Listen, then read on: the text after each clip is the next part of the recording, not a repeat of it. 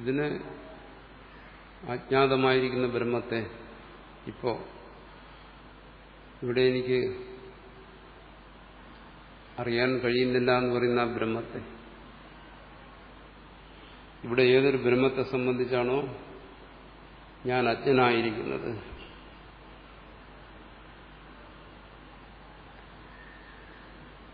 ആ ബ്രഹ്മത്തെ ഇവിടെ എന്തിനും വർണ്ണിക്കണം എന്നാ. അറിയാത്തതിനെ കുറിച്ച് പറഞ്ഞിട്ട് കാര്യമുണ്ട്. ചോദ്യം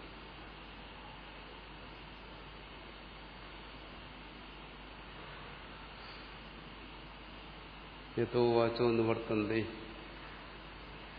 വാക്കും മനസ്സും നിവർത്തിക്കുന്നു എന്ന് പറയുന്നു. അതിനെക്കുറിച്ച് പറഞ്ഞിട്ടെന്താ കാര്യം, വിശദീകരിച്ചിട്ടെന്താ കാര്യം? നമ്മളൊരു കാര്യത്തെ പറയുന്നത് ആ ശബ്ദം കേട്ട് ആ ശബ്ദത്തിന്റെ വിഷയരൂപത്തിൽ അതിനെ ഗ്രഹിക്കാൻ വേണ്ടിയിട്ടാണ്.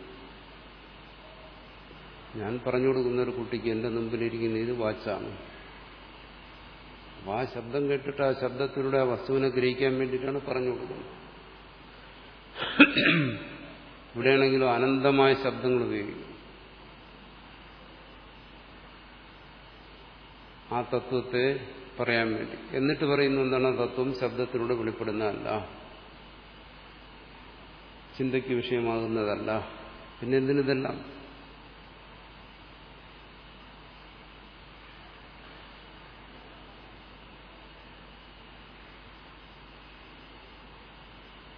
എന്താ അതിന്റെ താല്പര്യം?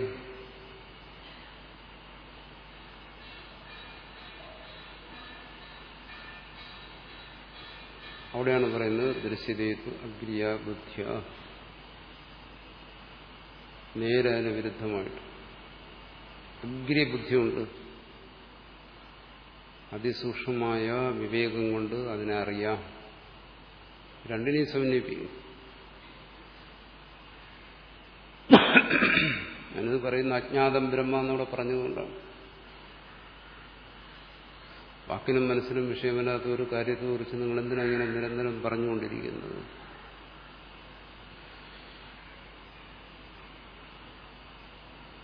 നിങ്ങൾ ആ ഒരു ഭാഗത്തെ മാത്രം എടുക്കരുത്. വാക്കിനും ബുദ്ധിക്കും വിഷയമല്ല എന്ന് പറഞ്ഞെടുത്ത് തന്നെ പറഞ്ഞു എന്താണ്, സൂക്ഷ്മ ബുദ്ധി കൊണ്ട് അതിനെ ഗ്രഹിക്കണം. എന്താ ഒരു ഭാഗം മാത്രം എടുക്കുന്നു? ശരി, രണ്ടും പറഞ്ഞു എന്ന് അംഗീകരിക്കാം. പറഞ്ഞു കഴിഞ്ഞാൽ മുമ്പ് പറഞ്ഞ ദോഷം വരും. എന്താണ്? വൈരുദ്ധ്യം. വാക്കിനും മനസ്സിനും ഗ്രഹിക്കില്ല എന്ന് പറയുന്നതിന് വിരുദ്ധമാണ് ബുദ്ധി കൊണ്ട് ഗ്രഹിക്കുമെന്ന് പറയുന്നത്. അപ്പോൾ പറയും നിങ്ങൾ പരസ്പര വിരുദ്ധമായ കാര്യങ്ങൾ പറയുന്നവരാണ് അദ്വൈതികൾ.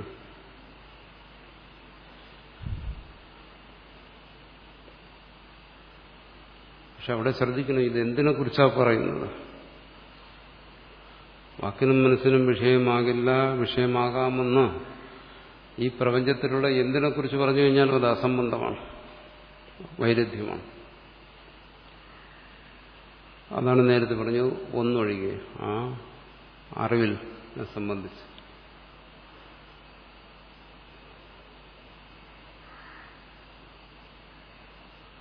ഇങ്ങനെ ഈ പറയുന്നത്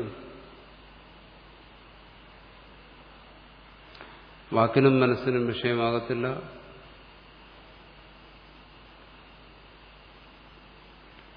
എന്നാ ബുദ്ധി കൊണ്ട് ഗ്രഹിക്കണമെന്ന് പറയുന്നത്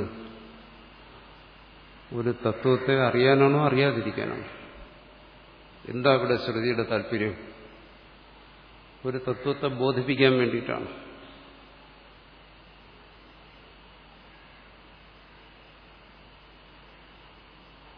ഇവിടെ ബോധിപ്പിക്കുന്ന തത്വം നീ തന്നെ, നീയാണ്. ആ തത്വത്തെ നീ ഗ്രഹിക്കുമ്പോൾ ആദ്യം മനസ്സിലാക്കേണ്ടതാണ് എന്താണ്? നിന്നിൽ നിന്നും അന്യമായ വിഷയങ്ങളെ വാക്കുകൊണ്ടും മനസ്സുകൊണ്ടും ഗ്രഹിക്കുന്നത് പോലെ നിന്നെ ഗ്രഹിക്കാൻ കഴിയത്തില്ല, നിന്റെ സ്വരൂപത്തെ.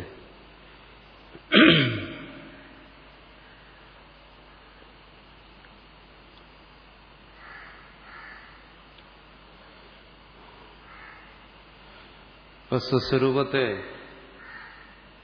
അറിവിന് വിഷയമാക്കാൻ ശ്രമിക്കരുത്. അറിവിന് വിഷയമാക്കി സാക്ഷാത്കരിക്കാൻ ശ്രമിക്കരുത്. സ്വസ്വരൂപം വിഷയമേ അല്ല, വാക്കിനും മനസ്സിനും വിഷയമല്ല. ഇത് നമ്മൾ എന്തിനറിഞ്ഞു? അതാണ് ഇങ്ങനെ ഒരു ഉദ്ബോധനത്തിലൂടെ എന്തിനാഗ്രഹിച്ചത്? ഒന്നും ഗ്രഹിക്കാതിരുന്നോ? ഇല്ല, സ്വസ്വരൂപത്തെക്കുറിച്ച് ബോധ്യമാണ്. ഒരറിവിന് വേണ്ടിയാണ് അത് പറയുന്നത്, അറിവിന്റെ ശൂന്യതയ്ക്ക് വേണ്ടിയല്ല. ആണ് പറയുന്നത് അദ്വൈത ബോധം, ആത്മബോധം. അവിടെ ഒന്ന് ശേഷിക്കുന്നുണ്ട് അറിവെന്ന് പറയുന്നത്. സ്വസ്വരൂപത്തെക്കുറിച്ച് അങ്ങനെ ഒരു ബോധം വരുന്നു. വിഷയബോധത്തിൽ നിന്നും വിലക്ഷണമായൊരു ബോധം തന്നെ കുറിച്ച് വരുന്നു. അല്ല, ഇതൊരു കടങ്കഥയല്ല, കെട്ടുകഥയല്ല. അപ്പോൾ വിഷയബോധങ്ങളിൽ നിന്നും ഭിന്നമായി വരുന്ന ആ ബോധം അത് അഗ്രി ബുദ്ധിയാണ്. അത് സൂക്ഷ്മമായ തന്നെക്കുറിച്ചുള്ള ബോധമാണ്. അതൊരു ബോധമാണ്, അല്ല ശൂന്യതയല്ല.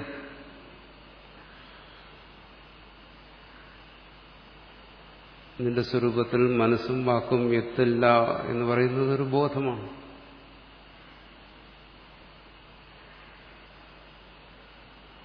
എന്താ, അത് മനസ്സല്ലേ, അത് വാക്കല്ലേ ആണ്. പക്ഷെ അതതിനെക്കുറിച്ചുള്ള ബോധമാണ്, സ്വസ്വരൂപത്തെക്കുറിച്ചുള്ള ബോധമാണ്.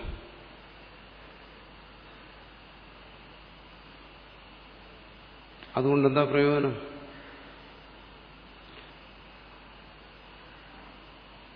ഒന്നിനെ വാക്കുകൊണ്ടും മനസ്സുകൊണ്ടും ഗ്രഹിക്കാൻ വയ്യാത്തതാണെന്ന് അറിയുന്നുണ്ട്. എന്താ പ്രയോജനം? ശരിയാണ്, ഒരു പ്രയോജനമില്ല.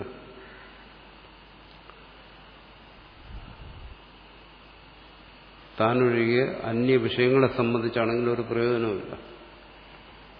അത് തന്നെ സംബന്ധിച്ചാണെങ്കിൽ പ്രയോജനമുണ്ട്. എന്തുകൊണ്ട്?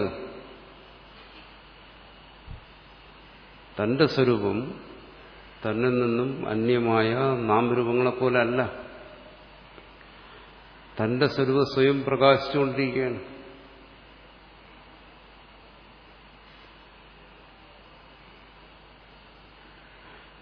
തന്റെ സ്വരൂപത്തിന്റെ സത്യം ഇവിടെ പറയും. അടുത്ത സത്യസ്യ സത്യം.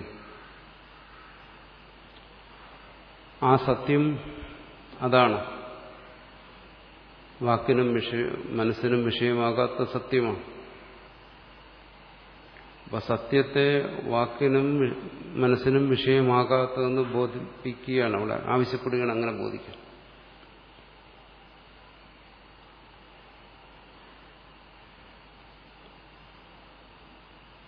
എന്തുകൊണ്ട് സത്യത്തെ അങ്ങനെ ബോധിപ്പിക്കുന്നു? വാക്കിനും മറ്റൊന്നിനെ അങ്ങനെ ബോധിപ്പിക്കുന്നില്ലല്ലോ. ബാക്കി സർവത്തെയും വാക്കിനും മനസ്സിനും വിഷയമാക്കി ബോധിപ്പിക്കുന്നു. ഇവിടെ സ്വസ്വരൂപമായിരിക്കുന്ന സത്യത്തെ വാക്കിനും മനസ്സിനും വിഷയമല്ല എന്ന് ബോധിപ്പിക്കുന്നു. എന്തുകൊണ്ടങ്ങനെ ബോധിപ്പിക്കുന്നത്? എന്തുകൊണ്ടങ്ങനെ ബോധിപ്പിക്കാൻ കഴിയുന്നു? ഈ ഒരു ബോധം എങ്ങനെയാണ് ശരിയാകുന്നത്?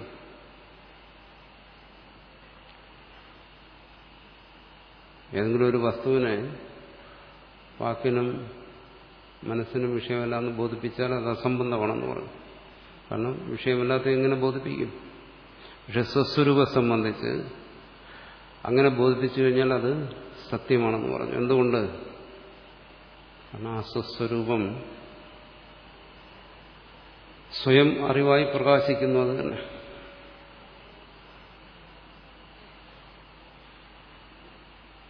മുടന്തനാണ് ഒടിയുടെ ആവശ്യം വരുന്നത്. മുടന്തില്ലാത്തവന് അതിന്റെ ആവശ്യമുണ്ടോ? ഇല്ല. അതുപോലെ പൂർണ്ണ പ്രജ്ഞ, പൂർണ്ണപ്രകാശം, പൂർണ്ണജ്ഞാനം എന്നെല്ലാം വിശേഷിപ്പിക്കപ്പെടുന്ന തന്റെ സ്വരൂപം അത് പ്രകാശിക്കുന്നതിന് ഈ വാക്കിന്റെയും മനസ്സിന്റെയും ഒന്നും സഹായത്തെ അപേക്ഷിക്കുന്നില്ല. അതാണ് അതിന്റെ താല്പര്യം. അങ്ങനെ സ്വസ്വരൂപത്തെക്കുറിച്ചുള്ള ബോധം അതാണ്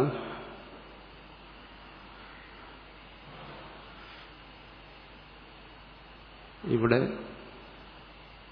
മനസ്സുകൊണ്ടറിഞ്ഞത്, ബുദ്ധി കൊണ്ടറിഞ്ഞത്, അഗ്രിയായ ബുദ്ധി കൊണ്ടറിഞ്ഞത്, സൂക്ഷ്മമായ ബുദ്ധി കൊണ്ടറിഞ്ഞത്.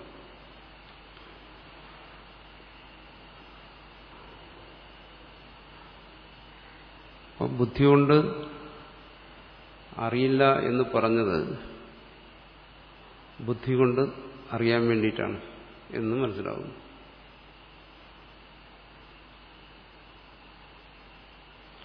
ആ അറിവ് മിഥ്യയല്ല. ബുദ്ധി കൊണ്ട് സ്വസ്വരൂപത്തെ അങ്ങനെ അറിയുക, ഇത് ബുദ്ധിക്ക് വിഷയമല്ല. ചുരുക്കി പറഞ്ഞാൽ അത് സ്വയം പ്രകാശിക്കുന്നതാണ് എന്നറിയുക.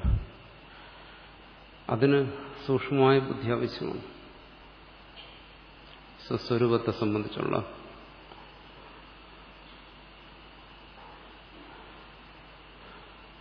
എന്താ അറിവിന്റെ പ്രയോജനം?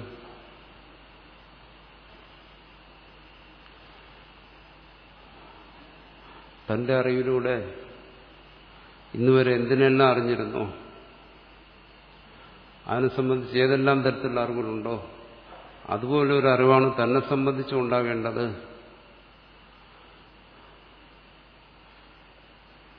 എന്നുള്ള ആ ധാരണയെ തിരുത്തുന്നു. എന്നുവെച്ചാൽ തന്നെ സംബന്ധിച്ചുണ്ടായിരുന്ന അറിവില്ലായ്മയെ തിരുത്തുന്നു എന്നർത്ഥം. പ്രപഞ്ചബോധമല്ല ആത്മബോധം. അതുകൊണ്ട് സ്വസ്വരൂപം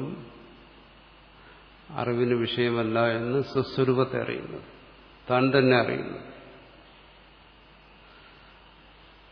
അതാണ് ആത്മബോധം. ആ പറയുന്നത് ആത്മബോധത്തെ നിഷേധിക്കാൻ വേണ്ടിയിട്ടല്ല, മറിച്ച് അജ്ഞാനത്തെ നിഷേധിക്കാൻ വേണ്ടിയിട്ടാണ്. അങ്ങനെ തെറ്റിദ്ധരിക്കാൻ പാടില്ല. ആത്മബോധം ആത്മബോധത്തെ നിരാകരിക്കുന്നു. അത് എനിക്ക് നാവില്ല എന്ന് പറയുന്നത് പോലെയാണ്, അത് വ്യാഘാത ദോഷമുള്ളതാണ് എന്ന് ധരിക്കരുത്. മറിച്ച് എന്താണ്? ആത്മബോധം ഇതിനെ നിഷേധിക്കാനെന്നുണ്ട്. തന്നെ സംബന്ധിച്ചുണ്ടായിരുന്ന അറിവില്ലായ്മ അതിനെ നിഷേധിക്കും. അപ്പൊ ബുദ്ധിക്ക് വിഷയമാകുന്നില്ല എന്ന് പറഞ്ഞാൽ ആത്മബോധം ഇല്ല എന്നല്ല എൻ്റെ അർത്ഥം. അത് ബുദ്ധിക്ക് വിഷയമാകുന്നു എന്നുള്ള അജ്ഞാനത്തെ നിഷേധിക്കുന്ന ബോധം എന്നാണ് എൻ്റെ അർത്ഥം.